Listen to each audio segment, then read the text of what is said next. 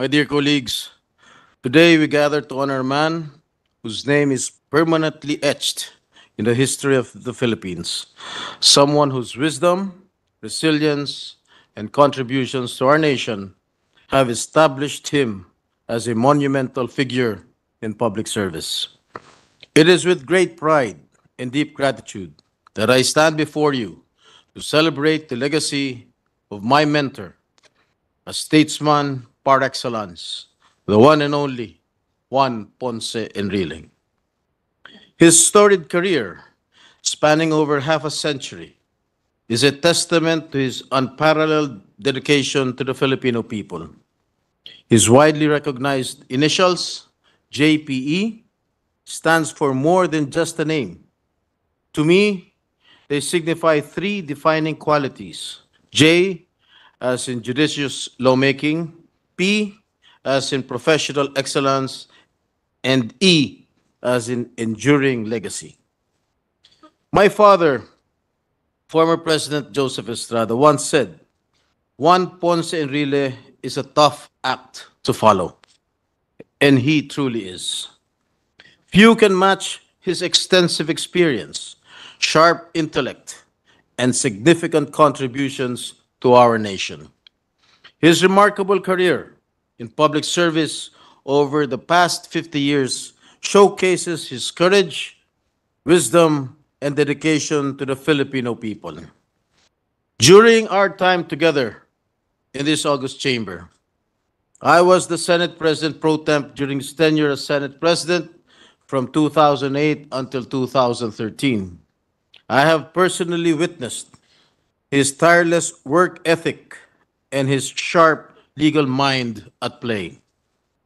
Whether debating on the floor, crafting laws, or leading in times of crisis, his presence has always been a source of strength and inspiration. Hindi rin po matatawaran ang ipinamalas na pamumuno ni Manong Johnny sa impeachment trial ni dating Chief Justice Renato Corona.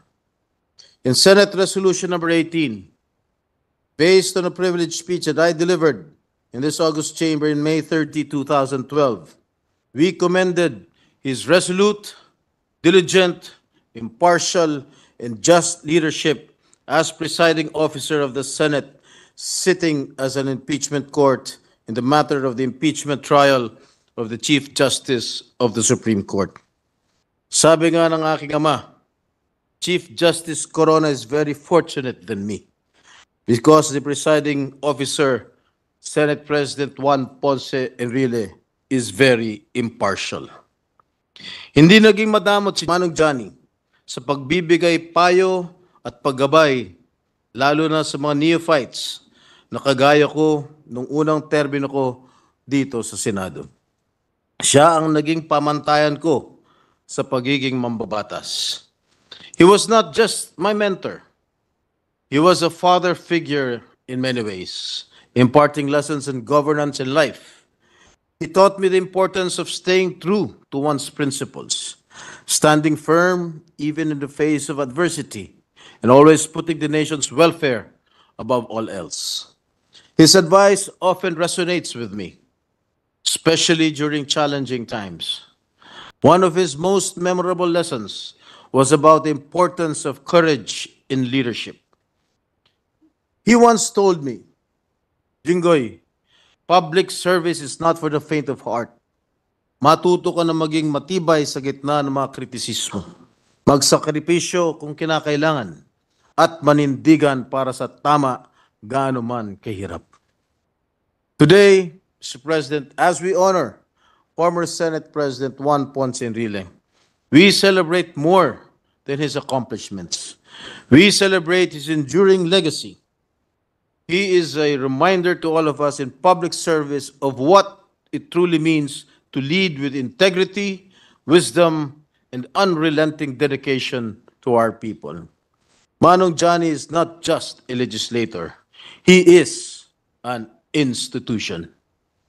To Manong Johnny, as many of us fondly refer to him, thank you for being a mentor and an inspiration. We appreciate your sacrifices and lifelong dedication to the Filipino people.